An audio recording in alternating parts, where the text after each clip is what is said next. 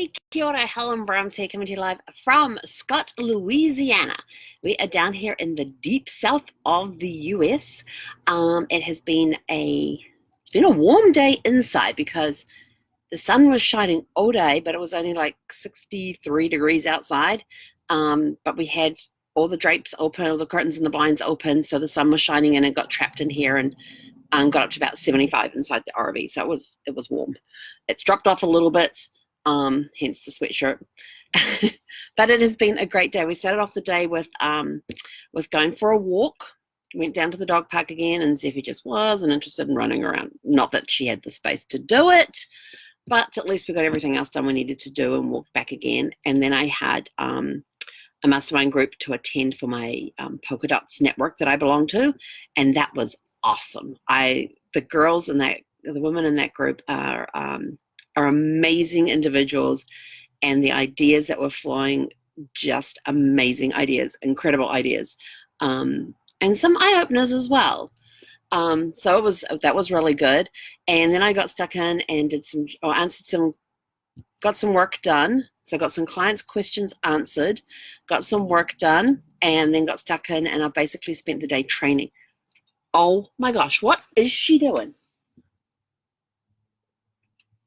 Sorry, all of a sudden I could see Zeffy's crate moving. I was trying to figure out, there's a towel that I have underneath her bedding to give her a little bit of like insulation.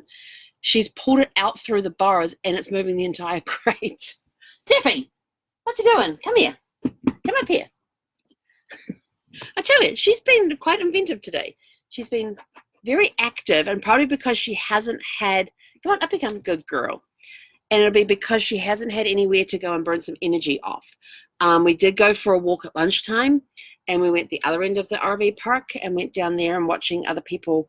Something as simple as doing a pull-through with a tow trailer was interesting to watch, because the guy pulled through, went way too far forward, and then backed up again, and his wife says, yep, that's good, it's perfect, well parked and all that.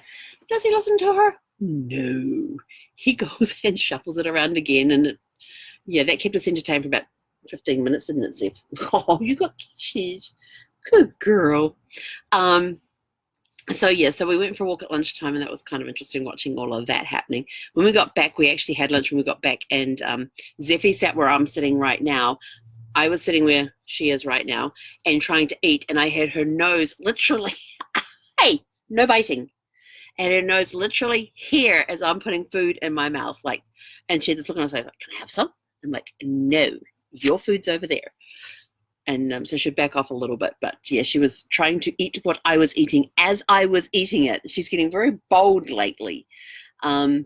Yes, we've been working on our training.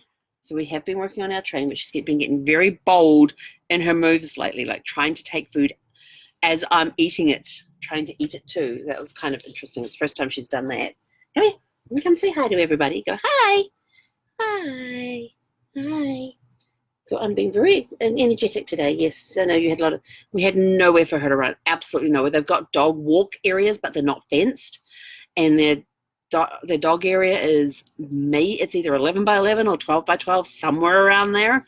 So definitely not enough room for her to let off some energy. So we've got excess energy, so we've been doing extra long walks today to try and get some of that off. And it hasn't quite worked because she's finding other things to get into and do today.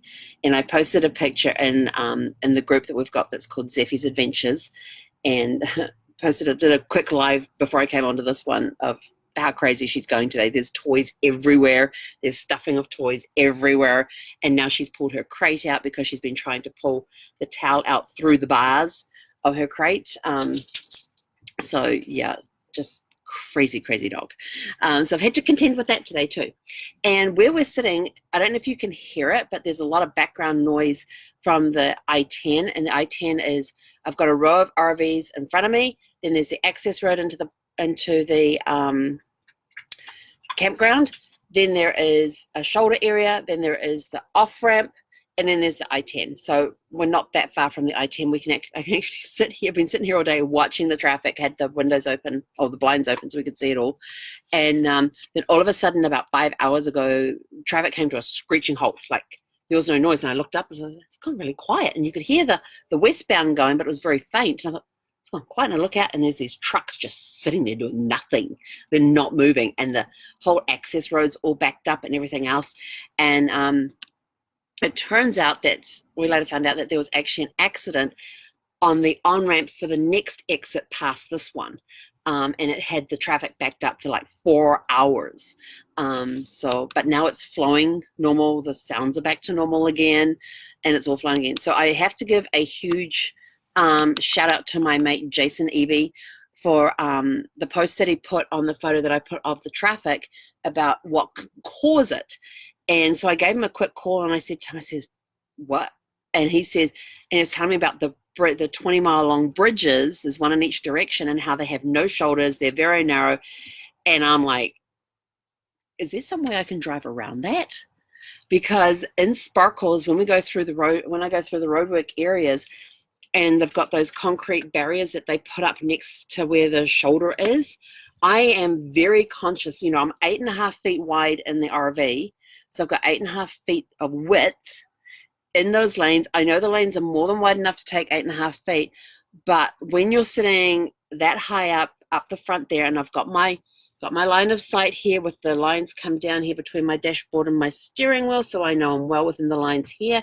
And if I don't look in the right-hand lane and my right-hand mirror over here, then I know I am fine. If I start looking in the right-hand mirror, I start getting a little, oh, that is awfully close to that concrete wall. And I said when he said there's no shoulders and these bridges are narrow and they're only one way, and I'm like, oh my God, so is there a workaround? So he's given me a drive around loop that I can do. It adds about 20 miles to tomorrow's journey, but I don't care. I really don't care. The fact that I've got to go 20 miles out of my way to avoid these bridges that are narrow and have no shoulders. So Jason, thank you. Oh, you're a lifesaver on that one. In fact, I may even give him a call later on to see if there's any other ones I should avoid. Jason does a lot of driving around the area, around for his job. So he knows these roads very, very well and knows where to avoid the obstacles and things. So it was a huge relief, because had I hit that bridge, and he says there's a lot of accidents that happen on that bridge, and it can be closed for up to 6 hours, and they will close like the other lane to allow the emergency vehicles to come in and all that sort of stuff. And I'm sort of like, you know, I've got a 5-hour drive as it is, and add 6 hours, that's 11 hours. I'll be getting there when it's dark. No. We had the drive around. So we got the drive around. So I'm very, very thankful to Jason for his knowledge of the roads and being able to give me a drive around. The other bit of entertainment that we've had today, besides a crazy dog in the RV today, is there's a guy who pulled in with his fifth wheel over here, and he's been setting up, and as far as we can tell, he's the only person in the fifth wheel. But he left for a while, came back, and then he started unboxing, saying, what's he unboxing? And it was one of those little fire pits that have its own little legs that you can stand on it. Now, I don't know if you're allowed fire pits at your campsite in this campground. There's nothing on there. They give you this little pamphlet thingy here, and there's nothing on here to say that, but I know they have the fire pits down along the edge of the lake with picnic tables next to them that you can go and use, but there's nothing to say you can't have them at your site.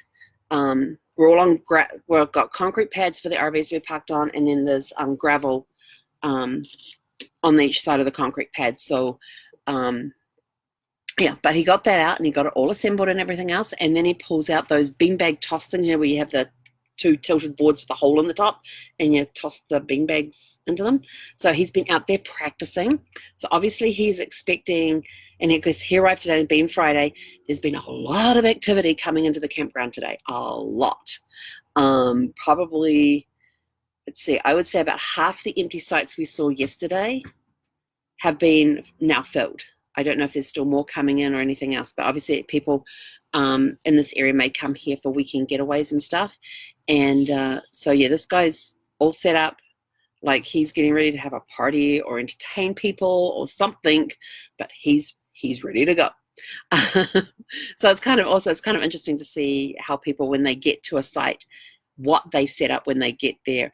and you can always tell along. In fact, I've even seen some people and the stuff they put out there, and then like 3 days later they're gone.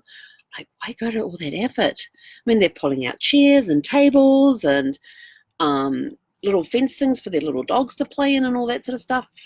And it's just like, there's a lot of work. And then they put out like this full 12 by 9 foot area rug that they put down, which they put all their outdoor patio furniture on.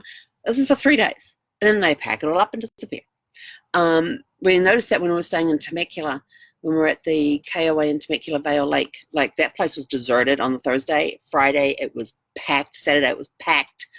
Monday it was a ghost town again. But people were coming in just for 2 nights. And the stuff they were pulling out of their RVs, there was like parties going on all over the place, and people were barbecuing, and they had all this outdoor decoration stuff, and people were putting lights up on their awnings. And I'm just like, they're spending 2 hours setting up their site. It takes me 30 minutes from once I get on site to getting everything lined up, feet down, slides out, and hooked up. That's about 30 minutes is the longest it's taken me. And if I'm putting the chair, and even if I'm putting my outdoor chairs out, it's still within 30 minutes. But people were spending 2 hours of decorating, and then they would then have to turn around. Was it a long weekend? No, it was just a regular weekend. And then on Sunday morning, they're all out there packing all this stuff up. For they get up at 6 o'clock in the morning. They're out there with their morning coffees. They've got the fire pit going already. They're having their morning coffee. And then they spend the next 2 hours packing everything up to go home again. And I'm like, okay, that's a lot of work.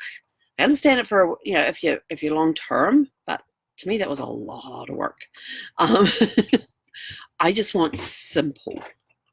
Pull into my site, make sure I'm parked in the right spot, that it's level. Do I need my leveling pads out there under the jacks? Then we drop the jacks, we put the sides out, we hook up the water, we hook up the power, and depending on when I last emptied the tanks, whether or not the sewer hose gets hooked up or not. And I've got a little doormat that's like 4 feet long, 2 feet wide, that I just unroll underneath the step out there to catch all the dirt before coming inside the RV. And then depending if I'm staying for a couple of nights, like I have been with this one where I've got 1 full day, I don't bother putting my outdoor chairs out. And even in the places where I'm there for 3 nights, I don't bother. When I get to Orlando, they'll definitely be coming out. But then it's also been very cold when we've been going to places too. I was talking with a friend of mine earlier today and telling her how crazy the weather's been. Like when we were in Katy, the first full day in Katy, it was like 73, 75 degrees or something. No, up to 78, sorry, because it got up to 80 inside here. And that was one day. It was 78 one day. Then the next day, it didn't even get to 60. It was in the 50s. It was like, these temperatures have been crazy. But the cool part is that the overnight temperatures have been nice and cold. We have the heating system kicks in once the inside temperature turns to 55. I very rarely hear it. I will hear it in the morning, and but it keeps the cold chill off. And it keeps it warm enough that I can wander around here, come let her out in the morning, run back to bed, and then we snuggle for a bit, and then it's time to get up. So it's been interesting. So it's going to be interesting as we travel more and the temperatures start warming up. And I can definitely tell I am not in an area that is allergy friendly. My allergies have been kicking up a storm. One of the problems I had when we were living in Virginia is that every spring, every autumn, when you got that change of seasons, my allergies would kick up like crazy, block sinuses, just feeling a little weird at times, and but mainly the blocked sinuses thing. And you can probably hear it a little bit with the nasally thing, and my dog is trying to play with my foot. Crazy dog. And the further east I've been getting, the worse they've been getting. Of course, we're going through that change of the seasons right now, and so there's going to be the ragweed, there's going to be the mold, there's going to be the grass, and so allergies are going.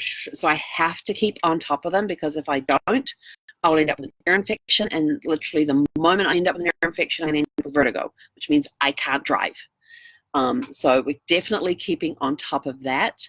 I've got my my oils out and using them religiously to try and keep the allergy reactions down. I've got, I went to get Claritin the other day because that's the only over-the-counter stuff that works. and the store didn't have the one with the decongestant in it, because that's the one that you have to get from behind the counter, and the store didn't have those ones. They only had the non behind the counter ones, the ones that are on the shelf. They only had the shelf ones. They didn't have the behind the counter ones. So I'm going to be looking for a CVS tomorrow so I can get the ones with the decongestant, because that's the only ones that work really, really well for me overnight. And it's the Claritin D. And it lasts for 12 hours, which is all I need, because I can get through the day with my oils. My oils don't keep me going completely overnight. They keep me most of overnight. So, yeah, we're definitely going to have to keep an eye on that. And why are you licking my leggings? Crazy dog, I tell you. She's doing all sorts of strange things that she's never done before today. I think she's bored, so she's trying out different things. You want to do some more training? Should we do some leaping through the hoop? You want to jump through the loop? The hoop? Hey, you want to go jump through the hoop? She's scared of the hoop. I pull the hoop out and she tries to run away until I put a treat the other side of it, and then she tries to get to it by going around it or under it.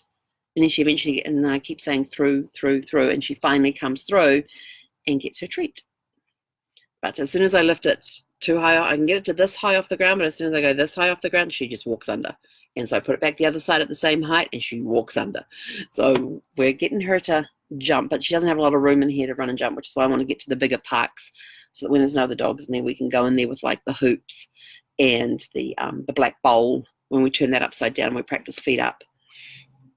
So we're slowly teaching her new things, and she's grasping them and the idea behind them. Then she makes the decision whether or not she wants to do them. And it depends which treats I have in my hand as to whether she will cooperate. So we're definitely getting picky on our treats right now as to what ones we use when we're training and what ones we can't use when we're training. Because when we use the right ones when we're training, then we get a very cooperative dog. If I use the wrong ones when we're training, she's not interested. So it is a learning process for both of us right now. But anyway, I am out of here. You coming up to say bye? Come on. You want to say bye? Yeah? We're going to have some fun. Should we go play? Do some training? Yeah? Do you want to do feet up, or do you want to do through? Through the hoop or feet up? You just had some dinner, didn't you? Yeah, I'm getting up on my leg. Come on, let's go. Let's go. You say bye? Put your head up so people can see your cute face. Anyway, have a super fantastic sparkling evening, and tomorrow we will be coming to you from Biloxi, Mississippi. So stay tuned for that, and we will let you know how our drive around the narrow bridges goes. So I've been told it's great scenery that way as well. So we shall see. Have a super fantastic sparkling evening, and we will catch you tomorrow. Hek on era. Come on, let's go.